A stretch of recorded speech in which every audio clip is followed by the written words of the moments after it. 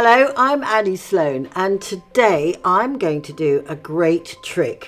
I'm going to turn these really very ordinary plastic pots and I'm going to make them something really expensive and classy for your home. Well, the first thing is we're going to do a stone effect, but it could be cool colours or warm colours. There are lots of different ways to approach this, but these are some simple ones. For the warm colours, I've got Country Grey. It's a really nice neutral grey brown, really lovely. And I'm going to put with it a little bit of Enfleur, which is a rich sort of chocolatey brown, and then a little bit of paprika, which is a warm sort of spicy colour. I'm going to start with Country Grey. There it is there. I've mixed it up. I'm going to use my bristle brush because what I'm going to do here is I'm going to do a lot of just painting on, but I'm also going to do that. So this is a technique called stippling. So you stipple it on. So the paint is relatively thick. It doesn't have to be very thick, but it's really good. I've left the tin open for a while and the paint's got really nice and thick. And then I'm just going to do that. So you might cover it to get it sort of covered. So you don't want any of the orange of the orange terracotta-y plastic colour showing through. Make certain you go right into there. And then I'll just do this side first.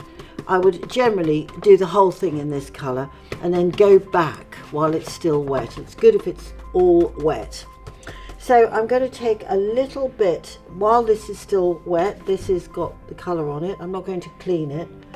And I'm going to put a little bit of the Enfleur there. So there's rich brown.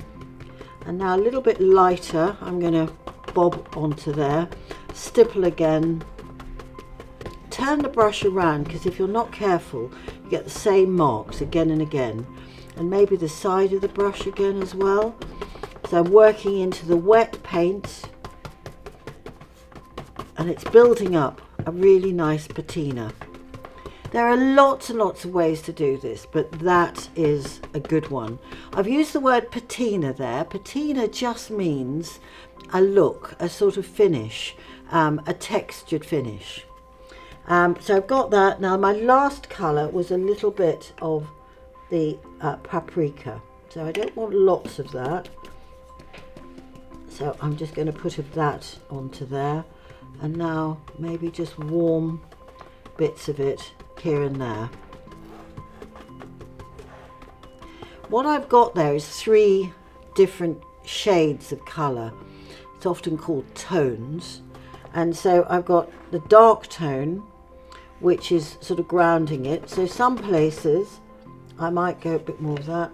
I'm going to get more of the Enfleur on there. Some places on this I'll start with the Enfleur. I'll just take the excess off there and then go with the Country Grey over that.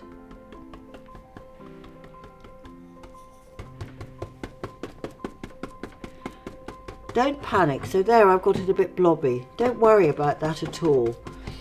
You can just wait for a bit until it gets a bit drier and go back in, softening as you go.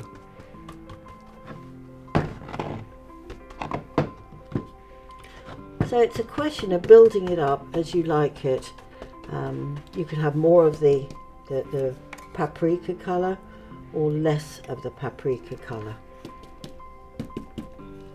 It's up to you. You could also use, instead of a brush, you could use a rag or you could use a sponge. It's really up to you to invent it. What's great about all this is that you get this lovely texture and the colours and the varied way that this works. Looking good, huh? Top tip, don't forget to paint inside here, because the earth will go up into probably where that rim is, And then you've got this, so you don't want to put your plant in, looking gorgeous, and then you see lovely orange plastic. So paint inside there. At the end of it, you're going to wax it. You could varnish it, but I would wax it because I think it gives a good mellow finish. You don't want it to be very shiny. And that's it. A lovely, gorgeous looking plastic stone pot. Et voila! Really amazing, because this is a cheap plastic pot and it's turned into something really rather grand and gorgeous and unique to you. For more inspiration, tricks, tips and techniques, subscribe to my channel. Happy painting!